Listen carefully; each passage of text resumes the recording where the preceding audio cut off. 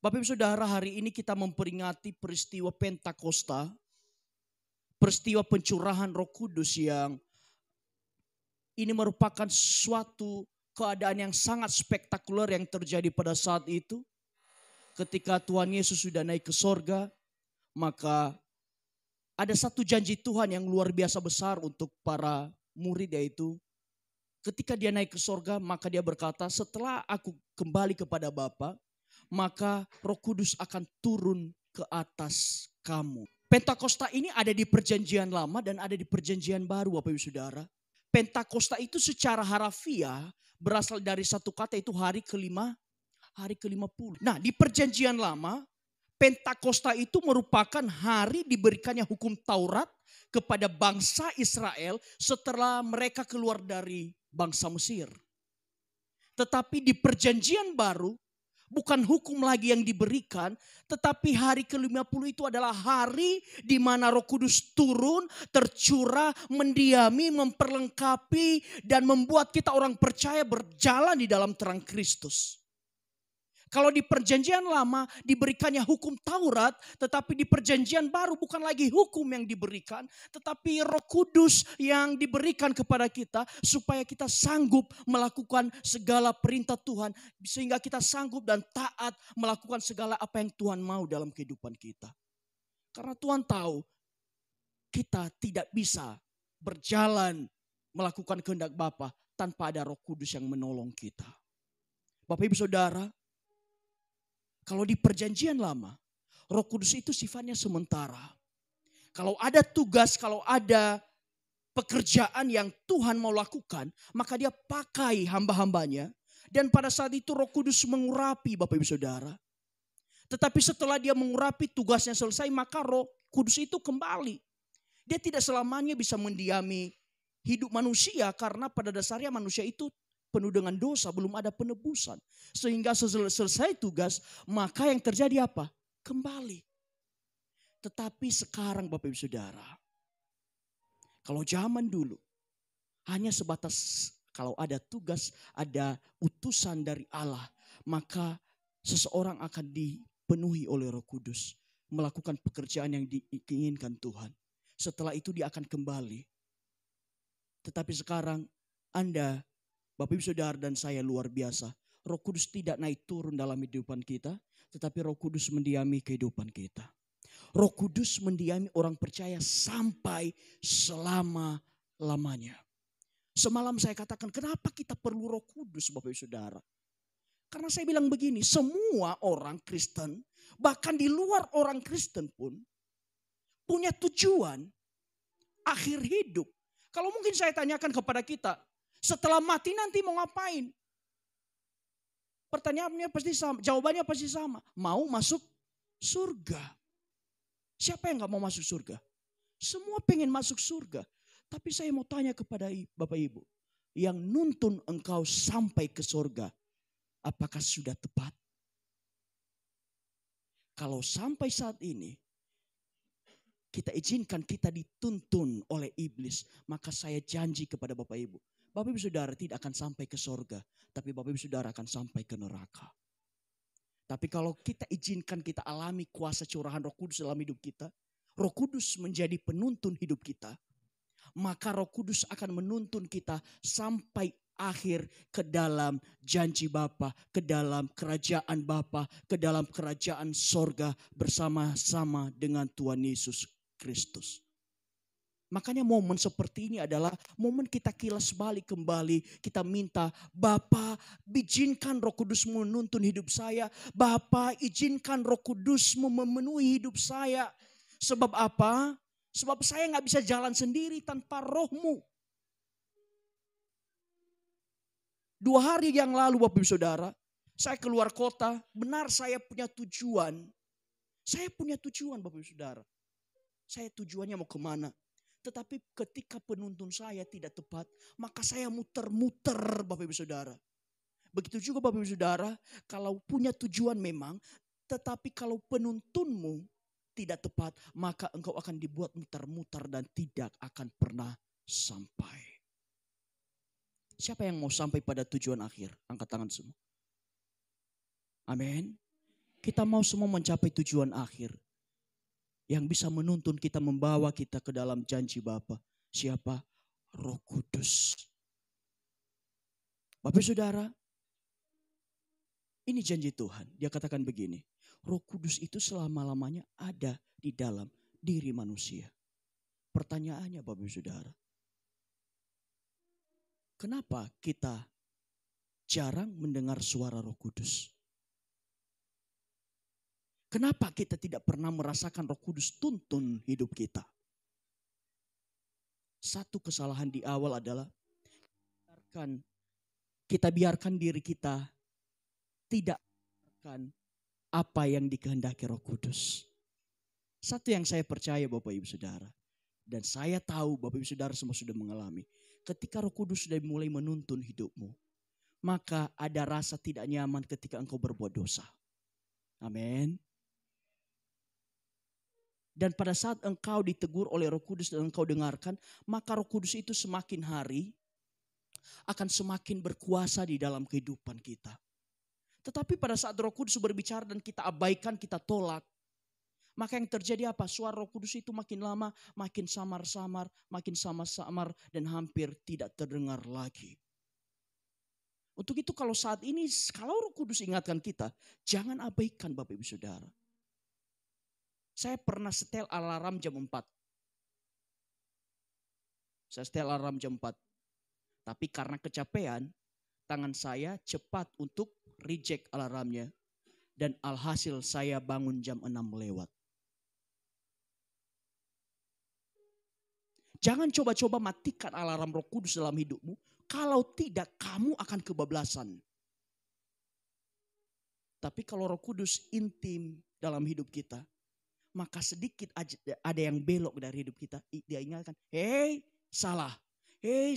Tapi kalau kita sengaja matikan alarm itu, maka hidup kita akan kebablasan dalam dunia ini. Kita akan liar melakukan segala tindakan dosa. Bapak Saudara, saya mau tanya kepada kita, kenapa perlu mengalami pencurahan Roh Kudus? Kenapa perlu mengalami baptisan Roh Kudus? Kenapa perlu mengalami kepenuhan Roh Kudus? Bapak Saudara, satu poin kenapa saya dan saudara harus mengalami kepenuhan Roh Kudus setiap hari. Baptisan Roh Kudus itu hanya sekali seumur hidup. Tetapi kepenuhan akan Roh Kudus harus kita alami setiap hari. Sepanjang waktu harus kita alami. Jangan sampai tabung kehidupan kita kosong.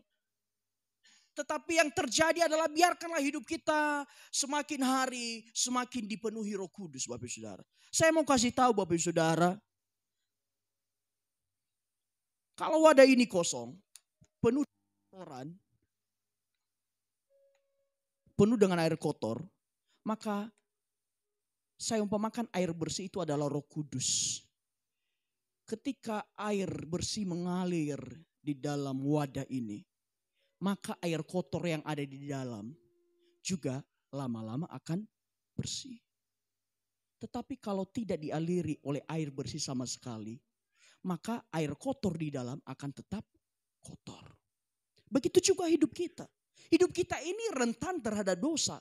Kalau tidak ada aliran Roh Kudus, kalau tidak ada kepenuhan Roh Kudus yang kita alami, maka hidup kita akan tetap terkotori, dinodai oleh dosa. Tapi kalau setiap waktu Roh Kudus mengisi kehidupan kita, maka saya percaya semakin hari hidup kita akan semakin dikuduskan untuk kemuliaan nama Tuhan. Karakter kita juga akan berubah sehingga seorang suami nanti akan melihat istrinya. Wow, istriku sekarang sudah berubah. Istri juga akan melihat, wow, suamiku sekarang sudah berubah karena mengalami kepenuhan Roh Kudus dalam hidupnya.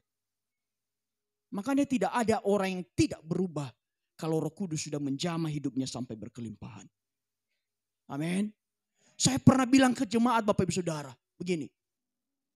Kita ngawasin anak itu gak bisa 24 jam. Kita ngatur anak itu gak bisa, apalagi anak sekarang ya. Gak bisa. Satu-satunya caranya apa? Kita serahkan kepada Tuhan, Roh Kudus jaga. Kalau temannya ada yang ngajak ngerokok, kalau kita gak bisa selalu tegur. Karena hanya di depan mata mungkin dia tidak merokok. Tetapi coba di luar sana lagi sama teman-temannya. Yakinkah dia tidak akan merokok kalau diajak temannya? Nggak mungkin. Karena saya juga dulu anak alim, tapi merokok karena dibilang kamu ganteng kalau lagi ngisap rokok. Tapi saya percaya Bapak Saudara, kalau Roh Kudus ada mendiami hati anak-anak kita, maka yang menegur dia siapa? Roh Kudus. Bukan karena dia takut Bapak Ibu. Kalau dia cuma takut Bapak Ibu, kalau hanya ada Bapak Ibu di sampingnya, dia takut. Pura-pura jadi kucing manis. Tapi kalau Bapak Ibu sudah tidak ada di sampingnya, di luar sana, dia berubah jadi kucing garong. Suami juga gitu Bapak Ibu Saudara. Suami yang tidak dipenuhi Roh Kudus hidupnya, kalau samping istrinya, beb, sayang, sweetie, honey. Banyak Bapak Ibu Saudara. Cewek lihat, cewek lewat nggak berani lihat. Nggak berani. Tapi coba kalau istrinya nggak ada. Sweet, cewek godain kita dong. Oh, bahaya kan? Istri juga kalau Roh Kudus tidak mengekang kehidupannya, memang benar nggak hobi belanja. Nggak hobi belanja. Tetapi ternyata setiap akhir bulan shopping. Memang nggak belanja keluar Bapak Ibu. Dia belanjanya di rumah.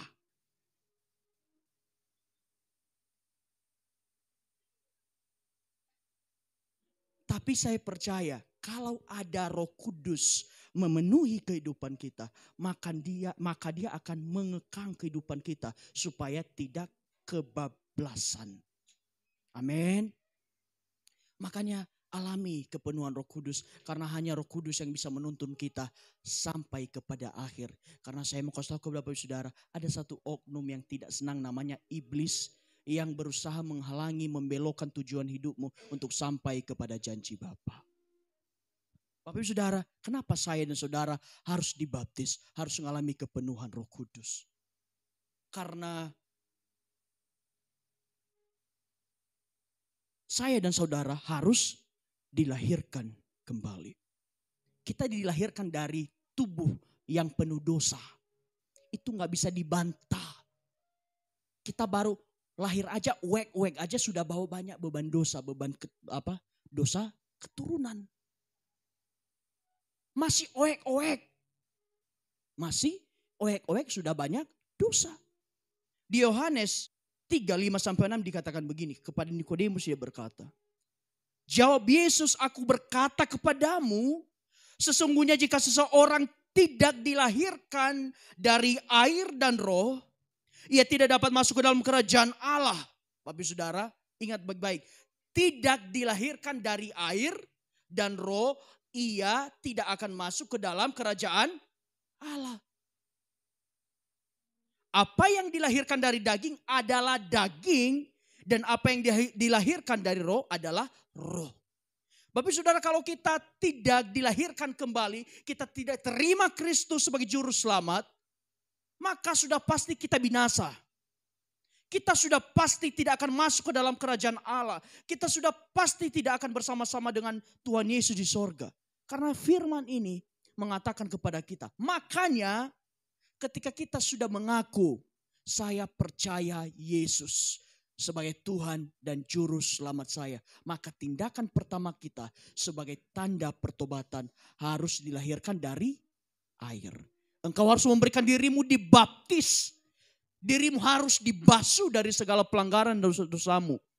Setelah engkau dibasuh, dibersihkan, menjadi ciptaan yang baru, engkau harus dilahirkan dari roh, supaya dari yang dilahirkan dari dunia, daging, sekarang engkau berubah menjadi ciptaan yang baru, dilahirkan dalam roh, dan juga pasti akan terjadi perubahan karakter dalam hidupmu. Ketika Tuhan Yesus selesai dibaptis, maka tidak lama setelah dia naik ke darat, maka yang terjadi apa? Ada Roh Kudus dalam wujud burung merpati hinggap ke atas Yesus. Jadi ada dua yang harus kita penuhi. Bapak Saudara, Mungkin baptisan air bisa dilakukan oleh manusia. Harus Bapak Ibu Saudara. Mungkin oleh saya sebagai pendeta atau gereja manapun itu bisa dilakukan oleh manusia. Tetapi yang namanya baptisan Roh Kudus itu dilakukan oleh Allah sendiri. Bapak Ibu Saudara, seberapa yakin kita di tempat ini sudah mengalami baptisan Roh Kudus? Engkau harus pastikan dirimu Bapak Ibu Saudara, karena ini kunci awal. Tuhan sudah kunci di sini. Kalau engkau tidak dilahirkan dari air dan dari roh, engkau tidak akan masuk ke dalam kerajaan sorga. Dan Bapak Ibu Saudara, tanda awal baptisan Roh Kudus adalah berkata-kata dalam bahasa roh sesuai yang diilhamkan oleh Roh Kudus. Tahu kok Bapak Saudara, ketika Roh Kudus itu sudah memenuhi hidup kita, maka yang terjadi adalah dia akan keluar sebagai aliran air hidup dalam hidup kita. Dia akan memancarkan sinar kemuliaan Allah lewat perbuatan kita sehari-hari. Terkadang kenapa ada orang yang tidak berubah hidupnya walaupun sudah alami baptisan Roh Kudus? Kenapa hidupnya tidak berubah tetapi sudah berbahasa roh? Bapak Ibu Saudara, jangan salahkan bahasa rohnya. Tetapi salahkan orangnya yang memang Roh Kudus sudah mengisi hidupnya. Tetapi dia tidak jadikan Roh Kudus sebagai Tuhan atas hidupnya. Dia hanya jadikan Roh Kudus itu sebagai tamu. Kalau dia anggap berisik Roh Kudusnya, dia matikan. Tapi saya berdoa Bapak Ibu Saudara, kita semua di tempat ini bukan tipe orang yang suka mematikan alarm Roh Kudus. Amin. Kalau Roh Kudus sudah ingatkan, jangan. Kalau Roh Kudus sudah bilang lakukan. Jangan suka matikan, nanti kebablasan. Saya sungguh bersuka cita Bapak Saudara. Ada jemaat yang bersaksi selama ibadah penantian Roh Kudus. Dalam waktu yang singkat ada hati yang berubah. Yang dulunya nyaman melakukan pelanggaran. Sekarang pelanggaran kecil pun gak nyaman untuk dilakukan. Itu kerja Roh Kudus dalam hidupmu. Mungkin dulu sudah ada Roh Kudus, sudah ngomong. Tapi engkau tidak pedulikan Bapak Ibu Saudara. Tapi ketika engkau mulai peduli apa kata Roh Kudus, maka engkau akan mulai diubahkan olehnya sedikit demi sedikit. Bapak Ibu Saudara, ketika 10 hari penantian, murid-murid ada di loteng Yerusalem. Maka yang terjadi dikatakan ada tiupan seperti angin keras. Dan kemudian ada lidah-lidah api, ada nyala api yang hinggap di atas mereka masing-masing. Mereka dibaptis Roh Kudus. Dan pada saat itu mereka berbahasa dalam bahasa-bahasa yang diberikan roh itu kepada mereka. Jadi Bapak Saudara, kenapa saya harus dibaptis Roh Kudus? Kenapa saya dan saudara harus mengalami baptisan Roh Kudus? Supaya apa? Kita dilahirkan kembali. Dan itu dilakukan oleh Allah sendiri, bukan oleh manusia.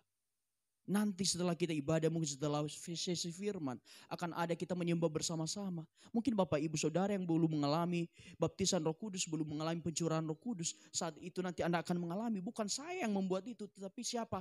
Yesus. Tuhan Allah sendiri. Pada saat engkau punya kerinduan, maka Allah itu datang, mengurapi kita, membaptis kita dengan Roh Kudus dan kita terima.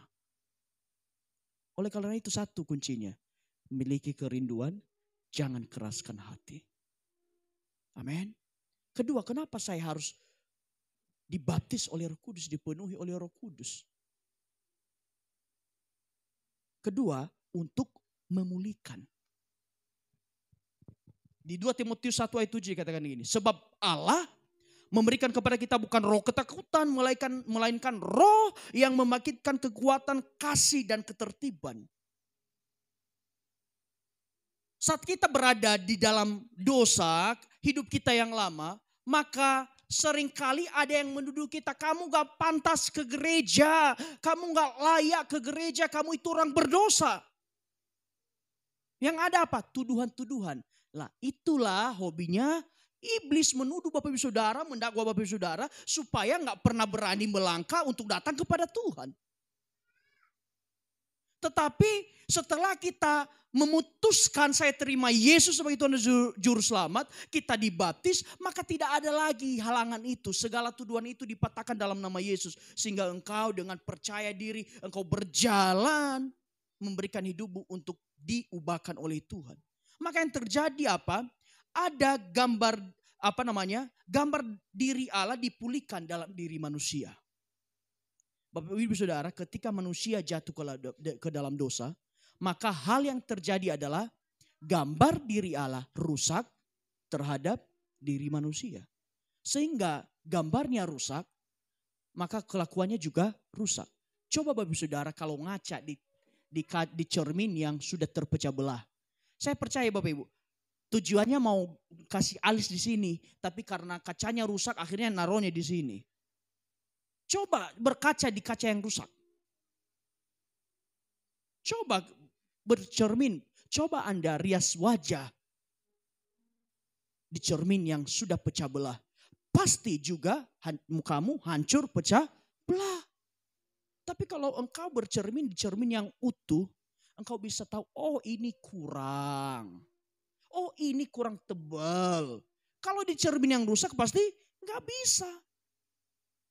Oleh karena itu pada saat engkau mengalami baptisan Roh Kudus, apa yang engkau alami adalah pemulihan gambar diri Allah dalam dirimu. Yaitu pemulihan karakter Allah dalam dirimu. Sehingga bukan hanya dalam bentuk sifat, tetapi gambar diri Allah itu adalah karakter Allah kita transfer dalam kehidupan kita untuk kita perbuat. Kedua, apa yang dipulihkan Bapak Ibu Saudara? Hubungan dengan Bapa dan sesama. Di Maliakhi 4 ayat 6 dikatakan begini, maka ia akan membuat hati bapak-bapak berbalik kepada anak-anaknya dan hati anak-anak kepada bapak-bapaknya. Sebelum kita mengalami baptisan Roh Kudus, saya percaya Bapak Ibu Saudara, kerinduan untuk menyembah Tuhan itu hampir nggak ada. Betul apa? Betul. Betul ya. Kalau kita nggak ngalami kepenuhan Roh Kudus, baptisan Roh Kudus, jarang yang namanya ada kerinduan untuk menyembah Tuhan, jarang kerinduan untuk membaca firman Tuhan, jarang kerinduan untuk mau ke gereja. Tapi saya percaya orang yang hidupnya sudah dipulihkan, sudah dipenuhi Roh Kudus, maka hatinya akan dipulihkan kepada Bapa di sorga. Sehingga setiap hari engkau akan merasakan jatuh cinta kepada Tuhan. Saya bisa alami Bapak Saudara selama beberapa hari kita doa penantian Roh Kudus. Saya melihat beberapa pribadi yang dia baru menemukan cinta pertamanya, cinta mula-mulanya kepada Tuhan. Dan saya katakan kemarin, jangan sampai cinta mula-mula itu hanya di saat doa penantian Roh Kudus saja. Biarkan cinta mula-mula itu bertahan sampai akhir. Dan bukan hanya perkara hati Bapa dengan anak secara rohani. Tetapi sangat jelas juga Bapa dengan anak maksudnya hubungan kita. Saya percaya orang tua yang sudah dijamah Roh Kudus pasti hubungannya akan baik kepada anaknya. Anak yang sudah mengalami Roh Kudus juga akan mengalami pemulihan hati kepada bapaknya. Dia akan hormat, dia akan mengasihi bapaknya. Istri yang sebelumnya hanya cinta suami kalau ada uang, sekarang ada uang gak ada uang tetap cinta. Amin Bapak Ibu-Ibu. Jangan hanya ada uang abang sayang. Gak ada uang abang bahaya itu. Tetapi saya sungguh percaya orang yang hidupnya dipenuhi Roh Kudus akan selalu ada kerinduan untuk mengasihi istrinya, mengasihi suaminya, mengasihi anak-anaknya, mengasihi orang tuanya. Karena apa dikatakan? Berbalik kepada anak-anak dan hati bapak-bapak kepada anak-anaknya. Akan dibuat restorasi hubungan kita dengan Bapa di sorga dan dengan sesama. Tahu kenapa salib berbentuk vertikal dan horizontal? Kenapa? Salib itu mendamaikan kita dengan satu, Bapa. Kedua, dengan sesama. Jadi jangan sembarangan bilang salib itu hanya biasa saja. Maknanya dalam. Kalau kita berani pikul salib, artinya kita berani berdamai dengan Bapa dan kita berani berdamai dengan sesama. Kalau kita hanya bilang kita hanya mau berdamai dengan Bapa, nggak berdamai dengan sesama, nanti salibmu lurus kayak tripod ini. Nanti susah kamu mau disalib gimana coba? Masa salib cuma satu? Tapi salib itu vertikal dan horizontal. Hubungan dengan Allah dan hubungan dengan sesama.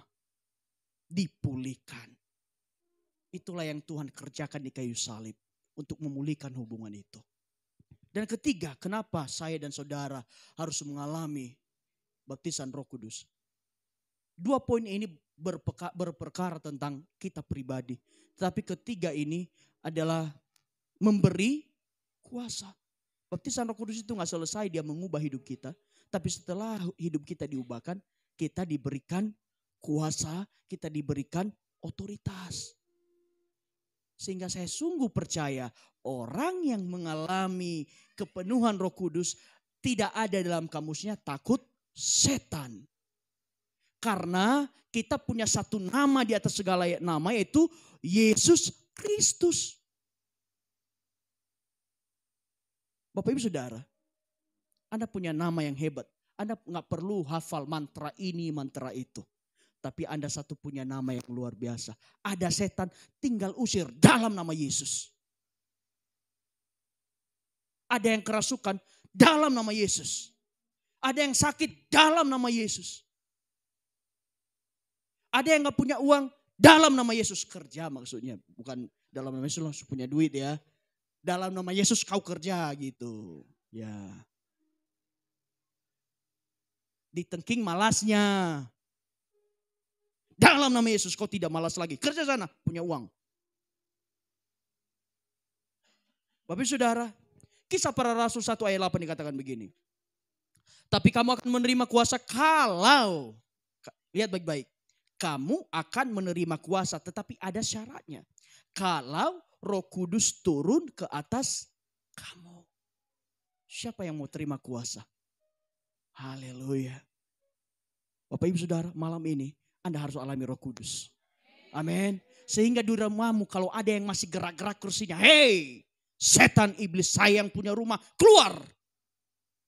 Jangan sampai kamu yang diusir. Ada yang pindah rumah gara-gara rumahnya ada setan. Kasihan. Kalau ada yang begitu bilang, kasihan deh lo.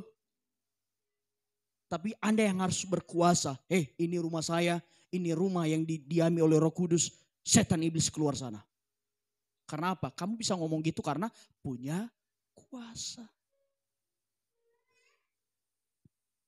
Dan kamu akan menjadi saksiku di Yerusalem, di seluruh Yudea, di Samaria, sampai ke ujung bumi. Bapak Ibu Saudara, saya mau kasih tahu kepada kita. Kuasa diberikan bukan untuk diri sendiri, melainkan untuk bersaksi memberitakan Yesus Kristus. Yang mau jadi saksi Kristus katakan amin. Yang mau jadi saksi Kristus katakan haleluya. Bapak Saudara, Anda diselamatkan, saya diselamatkan. Keselamatan itu tidak hanya untuk kita. Tapi keselamatan itu untuk kita bagikan kepada setiap orang. Kita sudah terima dengan cuma-cuma. Mari kita bagikan dengan cuma-cuma. Kalau kita lakukan hal ini, saya yakin percaya Bapak Saudara. Kursi ini gak akan. Belum kita lakukan saja, kursi ini saya lihat tidak ada yang kosong. Haleluya. Ini belum hadir semua Bapak Saudara. Kita belum bergerilya aja memberitakan firman Tuhan. Kursi gak ada yang kosong. Apalagi kalau Bapak Ibu Saudara punya beban setelah diselamatkan. Saya mau tetangga saya diselamatkan. Pasti kita buka 5 sesi ibadah. Haleluya. Amin. Kenapa? Kita mau bersaksi. Dikatakan Tuhan, kamu akan menjadi saksiku di Yerusalem. Yerusalem itu berbicara keluarga. Kita jadi saksi bagi anak-anak kita, suami istri kita. Dulu kalau ngomong sama istri sebelum kenal Tuhan, hei matamu di mana? Sekarang sayang, hati-hati ya, ada kaki abang.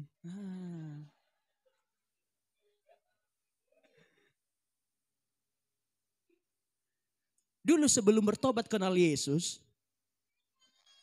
Bangun, duduk. Kopi, mana kopi? Kopi. Sekarang mintanya baik-baik.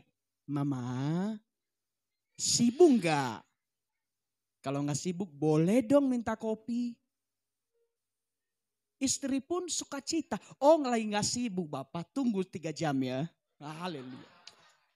Suaminya bilang gini, aduh dihalusin pun masih gitu. Tapi saya percaya Bapak Saudara, bukan 3 jam. Bentar ya Papa, 3 menit ya. Saya sungguh percaya Bapak Saudara, akan ada banyak yang berubah dalam keluargamu kalau engkau sudah dituntun oleh Roh Kudus. Amin. Yang dulunya mungkin anakmu tidak menghormati lagi engkau karena engkau pernah menyakiti perasaannya. Tapi Roh Kudus mampu memulihkan itu. Memulihkan hati anak-anak kepada bapaknya. Bapak Saudara, kepada Yudea, saudara seiman. Kita semua di tempat gereja, di tempat ini. Kita harus jadi saksi bagi sesama kita. Kalau dia salah, kita dorong dia untuk berubah. Jangan sebaliknya dia salah kita cibirin. Jangan berbuat kesalahan kita konfrontasi, kita frontal dan banyak segala macam. Yang kita harus lakukan apa? Kita kasih dia, kita ayomi dia supaya dia kembali ke jalan yang benar. Kemudian harus menjadi saksi bagi Samaria. Samaria berbicara tentang musuh. Bapak Ibu Saudara, siapa di sini yang sudah bisa mengampuni musuhnya?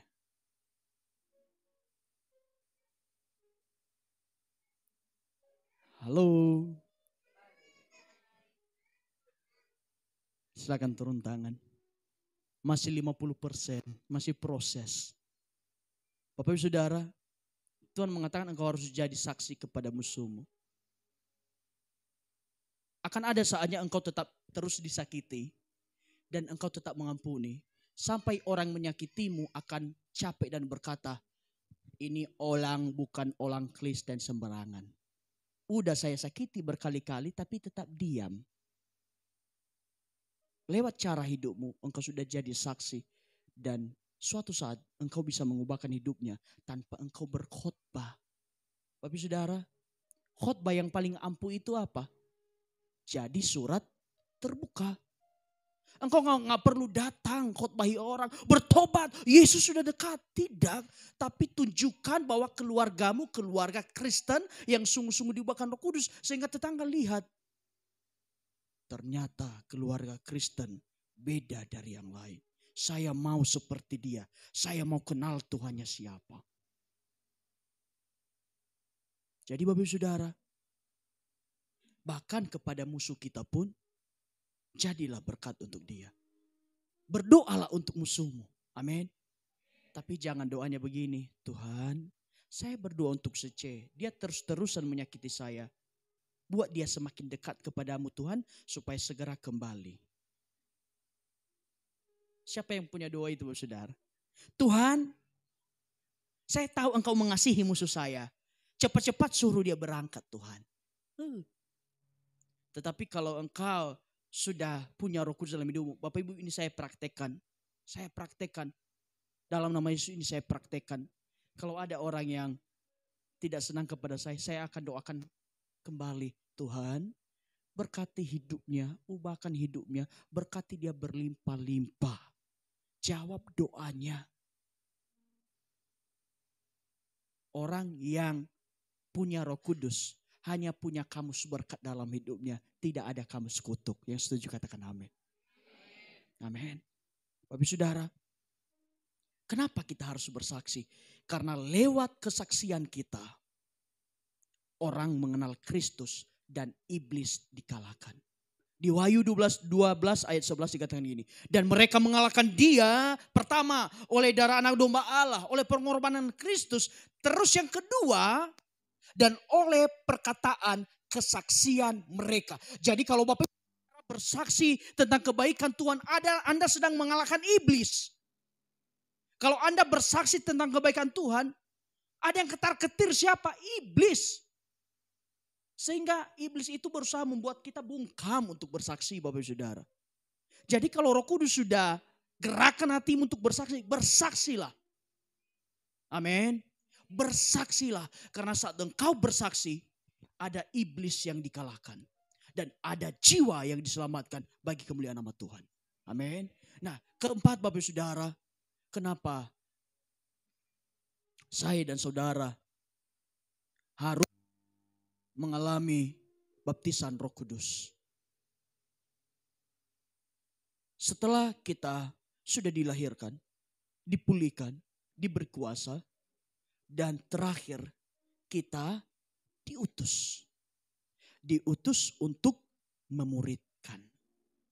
Matius 28, 19, 20 dikatakan begini. Karena itu pergilah jadikanlah semua bangsa muridku. Dan baptislah mereka dalam nama Bapa dan Anak dan Roh Kudus. Dan ajarlah mereka melakukan segala sesuatu yang telah kuperintahkan kepadamu. Dan ketahuilah aku menyertai kamu senantiasa sampai akhir zaman.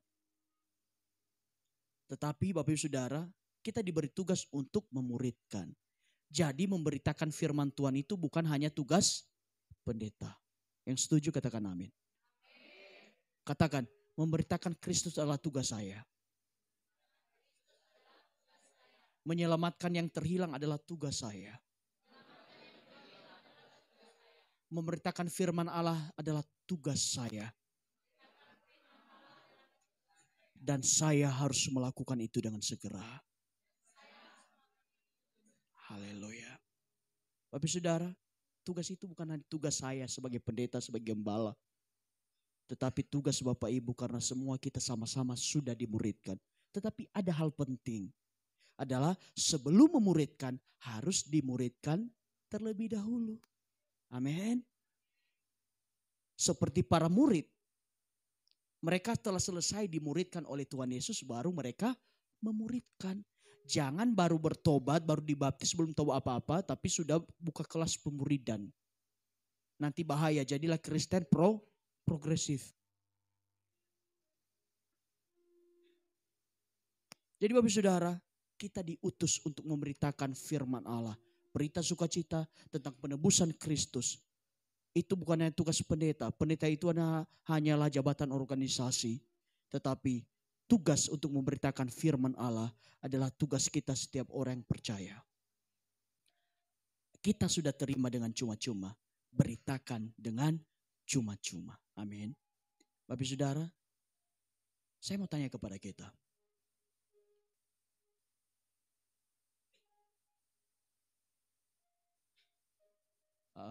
Tolong slide-nya di next. Oh, haleluya. Maukah Anda dipenuhi Roh Kudus? Satu kali lagi Bapak Saudara. Maukah kita dipenuhi Roh Kudus? Satu kali lagi. Maukah kita dipenuhi Roh Kudus? Amin. Tapi gak semudah itu Ferguson.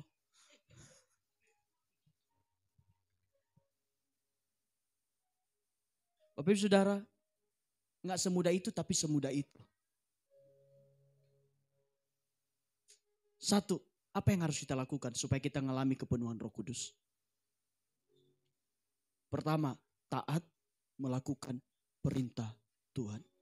Kalau kita masih jadi orang yang sering mematikan alarm Roh Kudus, maka jangan harap Roh Kudus itu akan melimpah dalam kehidupan kita.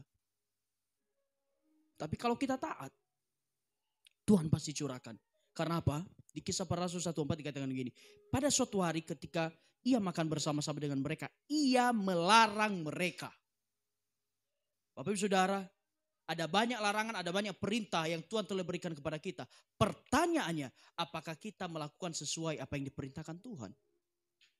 Saya percaya kalau kita taat melakukan perintah Tuhan, maka Roh Kudus itu senantiasa akan menyertai hidup kita. Yang mau taat melakukan perintah Tuhan, katakan amin. Amin. Kedua, untuk kita mengalami kudus, maka kita harus hidup dalam doa dan pujian penyembahan. Kisah Para Rasul 1:14 dikatakan begini. Mereka semua bertekun dengan sehati dan doa bersama-sama dengan beberapa perempuan serta Maria Ibu Yesus dan dengan saudara-saudara Yesus. Bapak Ibu Saudara, saya mau kasih satu fakta kepada kita. Para murid itu dipenuhi Roh Kudus bukan saat mereka sedang memancing, bukan saat mereka sedang main futsal, bukan saat mereka sedang bergosip, bukan saat mereka sedang menceritakan keburukan orang, bukan saat mereka sedang mencuri, bukan saat mereka sedang melakukan hal yang tidak berkenan, tetapi pada saat mereka lagi bersehati berdoa di dalam nama Yesus, saat itulah mereka mengalami kepenuhan Roh Kudus. Haleluya. Jadi kita harus hidup dalam doa dan pujian dan penyembahan, karena itu adalah bahan bakarnya kita ngalamin api Roh Kudus. Memiliki kerinduan untuk dipenuhi oleh Roh Kudus. Bapak Ibu Saudara katakan bersama-sama dengan saya. Roh Kudus penuhi saya. Roh Kudus tuntun hidup saya. Roh Kudus penuhi hidup saya. Oh, Ramash.